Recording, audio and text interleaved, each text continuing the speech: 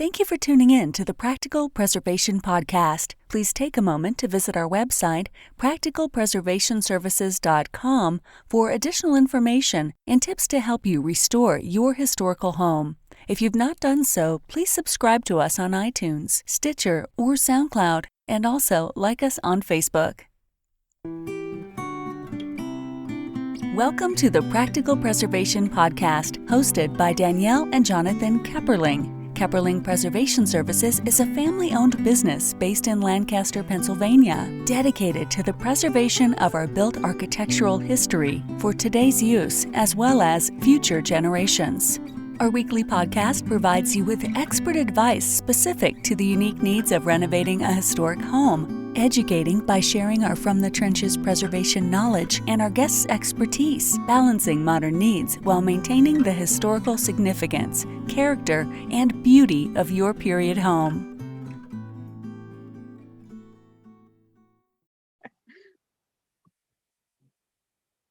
Today on the Practical Preservation Podcast, I have Barbara Pierce and CJ Hurley with me from CJ Hurley Century Arts. Thank you for joining me today.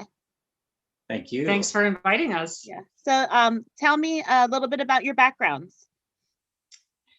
Well, we both were trained in the arts. We met in art and design school in college, and went on different career paths early on. I worked in the apparel design and textile business for a number of years, and CJ trained as a fine artist and has always, since we graduated college, always worked as a self-employed artist and designer.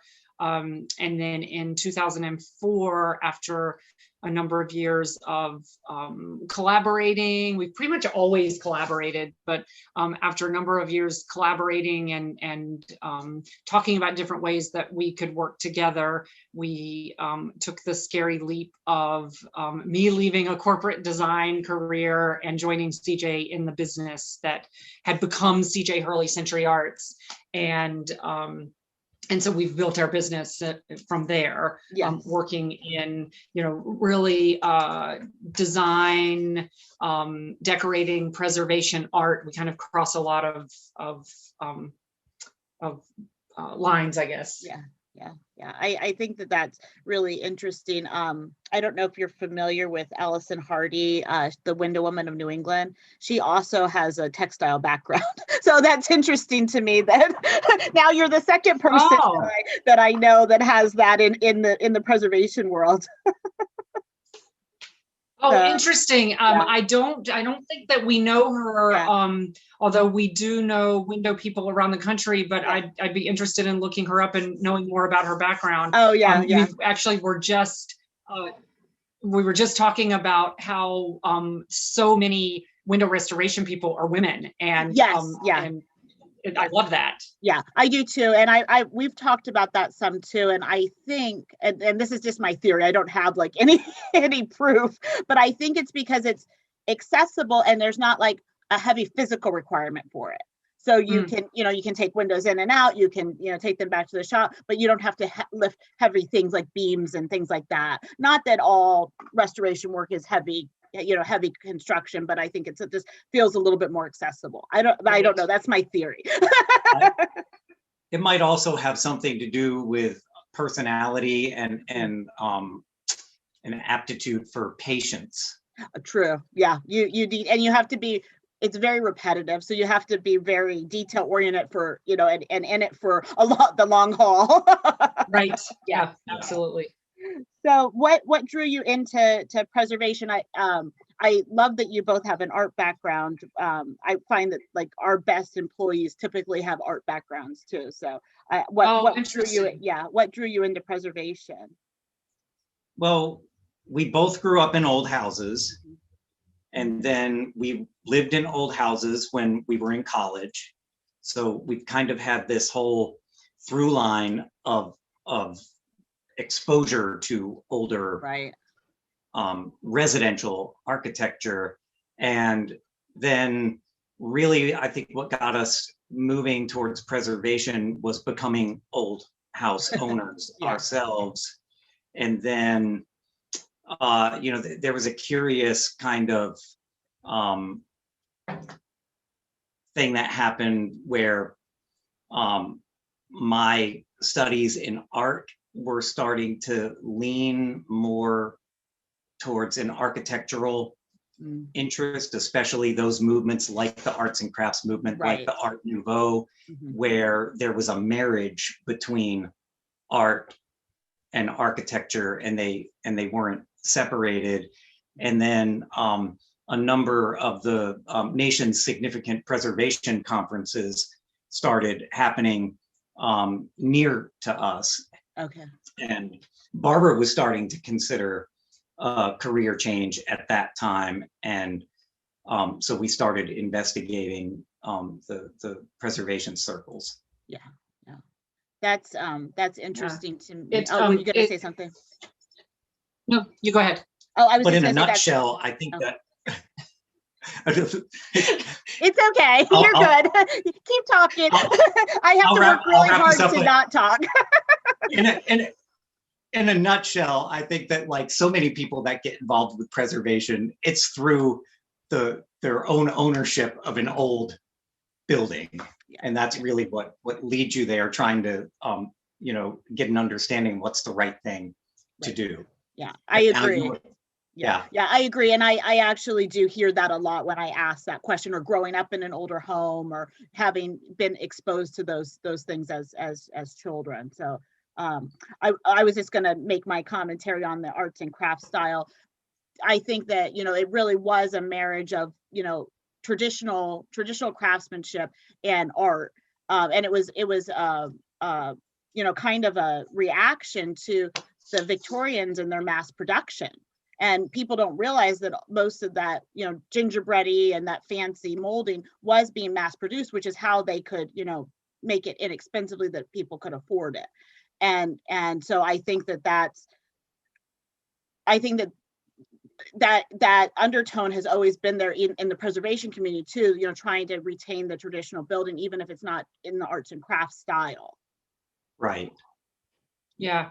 Yeah. And in my corporate career, I traveled a lot nationally and internationally, and CJ had some opportunities to travel with me. So, you're constantly getting exposed to other cultures and new architecture. And then we had some relocations. So every time we moved, we were always attracted to, we never imagined living in anything but an old house, and getting deeper and deeper into preserving ourselves. And then we lived in New England, and I've heard a couple of your other interviews, and I think you even talked about it yourself, say the traditional building conferences. And we had some opportunities to start doing continuing education and going to those conferences. And it just seemed like very organically our worlds of art and design and preservation started overlapping, and it grew from there. Yeah, I definitely feel that there's a lot of overlap there. So tell me about your company. Tell me about CJ Hurley Century Arts. Well, it's a bit of a hard company to describe. That marketing people tell you need your little elevator speech, and we're not very good at that.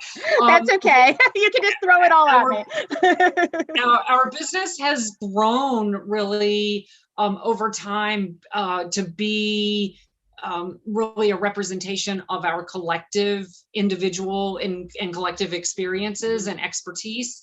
And our clients have challenged us over the years to grow in different directions. And so it combines art. CJ is recognized as a master artist in the Roycroft Renaissance, which is an organization and a tradition dedicated to fine quality hand craftsmanship. So his art is very much a part of our business and very significant to a portion of our client base. And then we have the design and consultation side of our business, which is pretty broad. We do a lot of color consultation for old homes, design consultation, and then we do full-blown restoration projects where we get involved in design of, getting details back two houses that they're missing. Sometimes it's people who can't live in the old house that they love. So if they're building a new house, we get involved in design of bringing period details in a sensitive way into their homes. We do some kitchen and bathroom design, and those tend to be really specialized. We don't do that kind of thing every day. It's really when people want the approach and expertise that we bring to it. So we span a lot of different things, and I think we're different things to different people. But the thing that I think pulls it all together is education, is bringing an educational approach. So, we're often brought in to help people understand their architecture, and I think then relationships grow from there. I find that this process is very much educating the public in general, but then also educating our clients, because they might know that they love their building, but they don't necessarily know what's appropriate, and they come to you and then sometimes I'll talk to people, and I walked through this house a couple months ago, and whoever owned it before had done really weird stuff to it, really weird, like things that you shouldn't do in an older house, like try to open it up and make it mid-century modern, stuff like that. Right. And they had taken the ceiling out in the attic and exposed the rafters. And I'm like, that's not, the windows were really low to the ground. And if the ceiling had been regular height, they wouldn't have looked so weird, but like it was just proportionally off. And I said, this ceiling's supposed to be lower. And she's like, I love it open like this. I'm like, no, we're not a good fit. We're not a good fit. I mean, I'm an advocate for living in your house, but if things are just too weird and you love it, we're probably not going to agree on anything. Right. Yeah. And you have to be able to recognize that, right? That you're the right person for the project. Right. Definitely. But so do you, for your, I'm assuming that your art and your design and your consultation you can do nationwide. Do you have a geographic area for your restoration work, or do you travel for that also? We do travel. So we're based in Northwest Pennsylvania right now, but we're recently relocated to here. We were in Portland, Oregon for the last 16 years before moving here 4.5 years ago. And we have a big client base on the West Coast and in the Pacific Northwest. But even from there, we did a lot of remote work with people around the country, and then relocating to here to be closer to family as they were getting older. We really have learned even more how to have a remote business. And there are a lot of projects that we do completely remotely. And then there are projects where we work remotely and then we're on site. So prior to the last year, we did a fair amount of travel for our work, some driving distance and some air travel. And we always try to coordinate projects with clients around if we're going to conferences or any other kinds of events that we have, vacations, to make it more affordable, to keep that travel portion of it more affordable for our clients. But there are some things that we do that we really have to be on site for. So we just try to work around what the needs are. Oh yeah, definitely. We travel too. And so it's a balance of trying to figure out how to make everything work logistically. My dad's family is from Portland, and I've spent some time there. I spent a couple summers on the coast in Rockaway Beach with my grandparents. So nice. When I was little, when I was younger, I flew, because we lived far away. So my parents would send me there for the summer so I could spend the summer with them, which was great because it gave me a chance to get to know them too. So right. That's a pretty idyllic place to spend a summer too. Oh yeah, and it's it's really pushed up the property values there, but I'm really impressed with their zoning and some of the things that they've done for preservation. The architecture is not as old as it is on the East Coast, but they've really worked to preserve it, and I think they've done a good job. Right. They're very progressive. Yeah.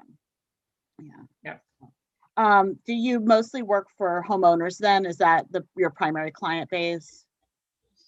Yes. Mostly, yeah. We have gotten involved in some church restoration work and some commercial projects. Often those projects come from a residential client Right. and referral, but not always. We've gotten involved in some projects through nonprofit preservation organizations that have hired us to come in and do work, and then some adaptive reuse projects. So that's something that early when I left my corporate job and CJ and I started working together, it was something that we thought we would do more of. And we realized that we kind of learned quickly how from a marketing standpoint, it's really two different worlds. And so people don't necessarily find you if you're doing a lot of residential work. They don't necessarily easily find you in the commercial realm. So it took a long time before we started to have a name for ourselves in that realm, and then we've been doing more of that in more recent years. And I think there's just from a business standpoint, there's bonuses, there's advantages and disadvantages to either client. We do a combination also, but it is very, marketing is very different to those. I agree. Right. And it's hard to know, like, I feel like it's easy to target like homeowners because they live in a certain neighborhood or what, however you're doing your targeting. But for commercial projects, it's almost like if they're going to have a project coming up, it's not necessarily the building, at least like working with general contractors, they don't specialize as much as smaller contractors do. Right. Correct. So, I put this in my notes to you, that I love the quote on your website that art is an extension of where and how we live. And I was thinking, that's really very much, like the arts and crafts and the craftsman movements. Can you explain your philosophy in regard to art and homes and architecture? I'll let you start. You want me to start? Okay. Something. I think that even when we were young and didn't know as much as we thought we did, we were always working to make our homes artistic. And I think that was because we were in art school and we had a couple of really interesting experiences in school, and we were learning together and sharing creative energy. And so that started just naturally going into our homes. And in fact, I remember an old house that we rented in college. The landlord let us do this incredible, CJ did all these hand painted details. It took a while for me to, like, at some point in our business to realize, that started like way back. CJ was doing that. We've been doing this all forever. These beautiful, right. All these beautiful decorative details in a property that we didn't own, and we didn't realize how crazy that was then. But it just, kind of grew from there. And then just learning about the arts and crafts movement kind of solidified that. We were like, these are values that we already have, and we just started to relate to that. And so then I think it's just kind of grown in our business, and I don't know if you want to say it better than me. Yeah, I mean, what Barbara said about our earlier day, everything's an evolution. So So where we are now, I do think that a deeper understanding of the arts and crafts movement and its related movement, Art Nouveau, kind of solidified that idea,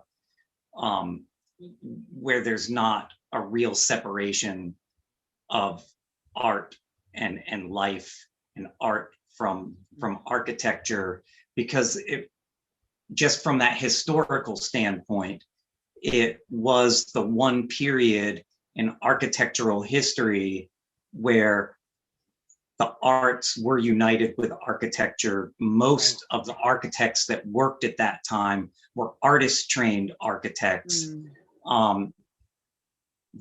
It makes that window in architectural history, those buildings that were built, extra significant because in today's world, architecture has been separated from the fine arts. They're separate disciplines.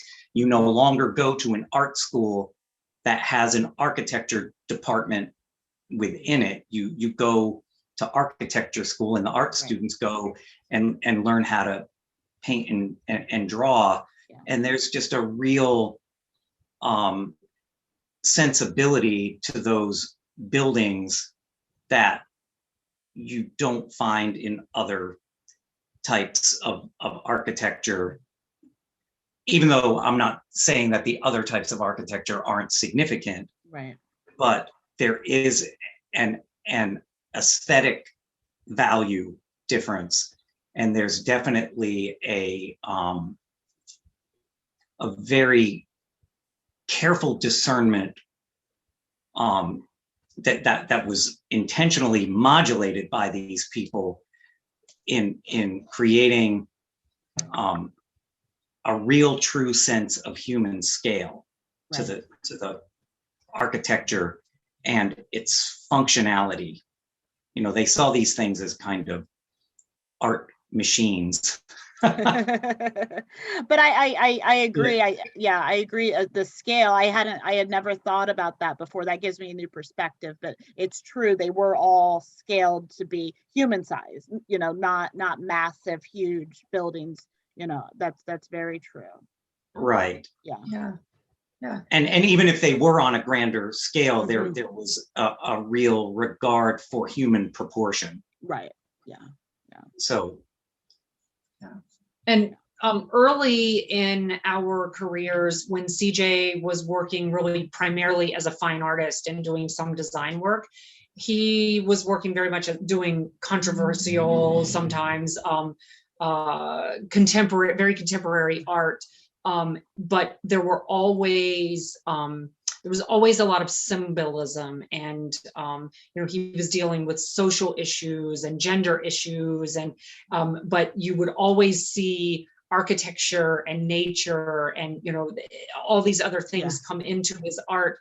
And then as he continued dealing in the fine art world and exhibiting at galleries around the country and you know, kind of navigating that scene, he got more and more frustrated with it, and then, you know, continued that study of architecture and design and started merging these things together. So it really, it was this kind of natural evolution. Yeah. And I feel like that in our work, we don't only specialize in arts and crafts, although that is what we are most known for. Right. But I feel like that that one of the things, and I thought about this when you sent us some questions to think about. I don't think I had kind of realized it in these terms, but I think that so much of the way we approach our work is bringing an artistic sense to our client spaces and helping them make their homes say something about themselves, and doing that, finding balance with preservation. So not necessarily destroying the architecture, but bringing decorative elements in that create a living environment that's comfortable to them. Yeah. And I'm a big advocate, even if you're living in an older home, you know, I don't want people to destroy it and, you know, do things that can't be undone. But I think you need to make it a reflection of who you are. And, you know, you don't want to live in a museum. It needs to be your space. Right. And, you know, and that's no different from when they were built. I mean, you know, that's true. They were designed for the people that were going to live in them, unless they, you know, it was like a model home or something. Right. Someone just bought it. But, you know, there was an attention to who would be living there. Right. And so it is no different today when you're preserving a building. It has to function for the person that is going to live in it. But as with your example earlier, if really the way they want to live is more of a mid-century kind of architectural maybe you need to find that kind of house. It's better for them to go find one of those than gut an old Victorian and try to make it into that, because it's never going to be that. No. Yeah. Very, very, very true. And I think that I lost my train of thought. I think that people tend to, when they think of an older home, think of like having to live in a museum. And I agree that like people need to have their house be useful. And I've talked to people who are very like rigid preservationist, and they're upset about and I am not. I mean, I love buildings being preserved, but I am that's why I say we're practical preservation, because Right. I believe that, you know, that I've had people upset about adaptive reuse. And I've said, you know, a useful building gets preserved. If a building's just sitting there, nobody can use it, it's not going to be preserved. So that's kind of where I fall in that debate. So I agree with you. I think that it needs to be useful, and people need to care, and then it will be cared for, because people will love it. I think that's such an important statement that you made, and a great perspective to come from, because if a building doesn't have a use as this museum, then you're right. It will fall into disrepair. And there is a place for hardcore preservation. I agree. You know? And many of those buildings become house museums, and you know, they're places that we can all visit and learn from. But one of the things that I think had a huge impact on us very early on, when we were starting to do preservation specific education, was learning the notion of in Europe that preservation incorporates layers of history. And that's something that's really stuck with us, and that we talk a lot with our clients about, sensitively adding layers of history. So if you've got windows that can be repaired and stay functional, we never advocate for window replacement, and we never advocate for vinyl windows, for sure. Right. You know, so there are certain things that we really want to do preservation work on, and then there are other places where we can help people add these layers of history that will not need to be ripped out later. But then sometimes you walk into a house or a building where really insensitive layers of history have been added, like your example, that, you know, you want to undo some of those bad layers. Yeah. No, and I think that that's really an important like philosophy, and I guess thought to think about in preservation, because I know when we work for the Park Service, they're usually going to the period of significance. That's like the formal term. Where, you know, this is the period that we're going to preserve to, because this is the period that the important person or whoever, you know, whatever event made this building important is tied to. But oftentimes buildings do evolve and buildings change, especially like our colonial buildings. They've, you know, had plumbing and electric added, and, you know, there's, you know, and, you know, those and that evolution, you have, well, you don't have to, I guess you could choose not to, but most people choose to accept that and continue to help that building evolve so that it continues to be useful. And you know, most people are not living in buildings that are, you know, that have, I mean, they're significant from an architectural standpoint, but not necessarily significant from a period of history. So it's good to see those evolutions. I agree. Right. Yeah. So what challenges or trends do you see in preservation?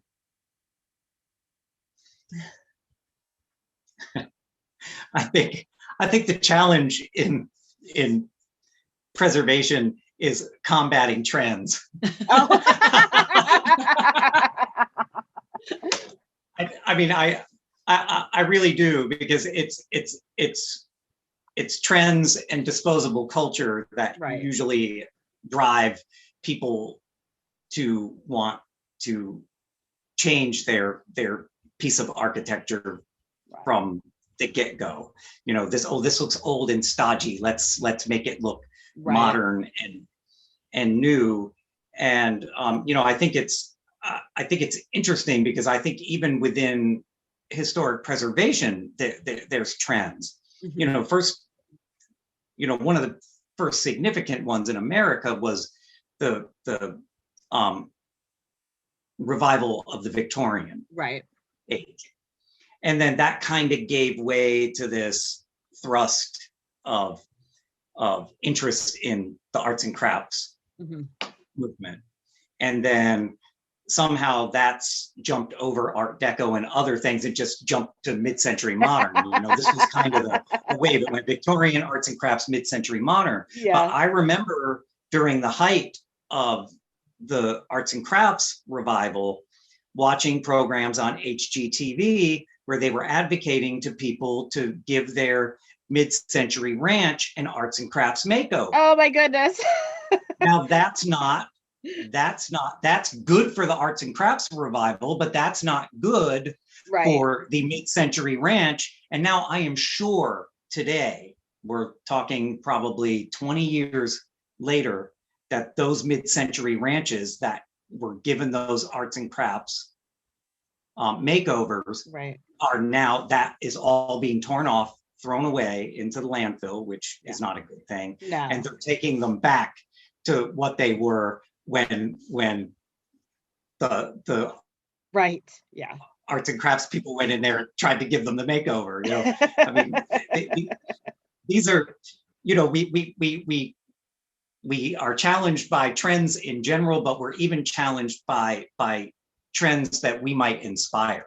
Right. And I'm not saying that Yeah. and I'm not saying that HGTV was coming from a preservation standpoint, Right. but that never would have happened if it wasn't for the preservation interest Right. that came out of the arts and crafts revival and that rage that came with the arts and crafts revival. I mean, you knew it was a really big thing when you could go to Target and there were, bad reproduction Dirk Banner style lamps and stuff for sale. It was just a heavy trend. Right. And it actually, spread so far that it invaded other styles of architecture and maybe did some wrong. I think another challenge that we face is because there's been so much good preservation work and so many books written and published about Victorian architecture and aesthetic architecture and arts and crafts. And, there's a lot of beautiful coffee table books that sometimes we run into situations where people feel like they're supposed to do it like they see in the book. And they don't understand that those movements all had a lot of diversity in them, and that they didn't just fit in these little boxes that these coffee table books show. So I hear from people, a couple of things that we hear a lot is, one, oh, my house isn't like those houses on your website. My house is very modest. I don't really like arts and crafts. I don't like all those boxy furniture. And so they maybe bought an arts and crafts house because of where their job was or the schools that they wanted their kids to be in, but they feel like then that they're supposed to do things a certain way. And so one of the challenges is actually educating people that any of those architectural and design movements are broader than what they see in a few books, and that the eclecticism of those movements is okay. And, we can help you preserve the structure and the architectural details, and then, bring other elements in that suit who you are and how your family lives, and, kind of balancing that. So I think it all comes, we're constantly, as professionals, we're constantly looking to learn new things and, just this like lifelong education quest. And then I think that it's always an effort to bring education and good information to our clients, so that preservation isn't misunderstood. I think that that's really a good point, because people do. I hear that a lot too. Like, oh, I don't have, my house is just old. It's not historic, or, whatever, however they want to phrase it. And, you can preserve the structure and still make it comfortable for you to live in and have it reflect your taste. I think that's a really good point. And that makes it more accessible, I think, to people then too. Right. So it goes back to that museum complex. It goes back to the museum complex. Does. If I do this, then I have to live like I'm in a museum. And it's like, no, that's not. Did you did you have anything else that you wanted to share or that you thought of when we were talking that maybe you wanted to, that we didn't cover or that I didn't ask you? I didn't think of anything. Okay. No, talking to you definitely, and hearing your other podcasts and things that have come up definitely makes us interested in learning more about what you do and the Okay. scope of Yeah. your background and your work. Yeah. So Yeah. hopefully that can happen at some point. Oh, sure, definitely. And did you have any offers for our listeners? I know you have things for sale on the website. I didn't know if you had seminars. I know the world is kind of starting to open up again, but not completely. So I didn't know if there was anything you wanted to promote. Well, thanks for asking. So on our website, we do have art and galleries of CJ's work. We also have a recently developed store where we've started making prints and greeting cards from some of CJ's art. So it's more affordable ways for people to start an art collection or add to an art collection, gift giving, that kind of thing. But I think related to your question, probably the biggest thing is that this whole Zoom culture of the last year has definitely given us a kick into technology that we weren't using. And we just, for the month of February, we were participants in the National Arts and Crafts Conference. And we did 4 educational Zoom sessions, which went really well. We were super nervous about them, but they went well. And so now we're talking about doing some of the educational programs that we do at conferences and things like that through Zoom. So if there are listeners who are interested in the kinds of things that we might be talking about, they can sign up to be on our mailing list through our website or follow us on our business page on Facebook. And this spring, we're going to definitely start doing some of those. We did an exterior color program that was helpful to a lot of people. So we're thinking that we'll do something like that that opens it up to people outside of the conference. So I feel like that, with people asking for more of that, we need to be more comfortable jumping into that realm of technology. No, and no, I agree. And I've done 2 seminars over Zoom, and I really didn't like it because I got no feedback. I was like talking to myself for half an hour. I was like, this is terrible. So when we do presentations, I enjoy like interacting with the audience and getting at least their feedback. Like, do they like what I'm saying? Do they think, and I was getting nothing. Right. You want to see that eye contact and make sure that people are understanding what you're saying. And absolutely. It does make it a challenge. I do think that it's great to put more educational information out for the world, and I just need to get over that. The ones that we did with our conference, we were really nervous about it because they were actually interactive and live, and we were worried about the technology issues. We did have technology problems on one, but the other 3 went really well. And so people could actually ask us questions and speak up as we went along. So that we learned a lot from that process. And we're into March now, and as the weather gets warmer, it's becoming exterior color consultation season for us. So we're starting to book those consultations and help people get ready for their late spring and into summer and fall painting. So we thought, okay, we should be ready in April to do another one of these programs. So now that we're saying it out loud to you, we have to do it. Well, I think that's great. I encourage you to do it. So go do it. And I am following you on Facebook, so I'll try to attend because I love it. I feel like every time I go to something where I learn something, that I learn something every time I go to an educational event. So I will definitely try to attend. How can our listeners contact you? Oh, excellent. Our website is a great way, www.cjhurley.com. We have an about and a contact section there. People can send us inquiries via email. They can also just directly email to info@cjhurley.com. Our studio phone number is 814-493-8642. And then our CJ Hurley Century Arts Facebook page. We are, after many years of being resistant to it, we are coming into the world of starting a blog. Okay. So we don't have it yet, but soon we'll have a blog. So yeah. Well, and that's great from a marketing standpoint. So for your SEO. So that's the other thing I love is marketing. Oh, nice. So, well, thank you very much for your time today. I really enjoyed our conversation. Thank you. Thank you you so much for having us. We really appreciate that you reached out to us and invited us. Thank you. Thank you. Thanks for listening to the Practical Preservation Podcast. The resources discussed during this episode are on our website at practicalpreservationservices.com/podcast. If you received value from this episode and know someone else that will get value from it as well, please share it with them. Join us next week for another episode of the Practical Preservation Podcast.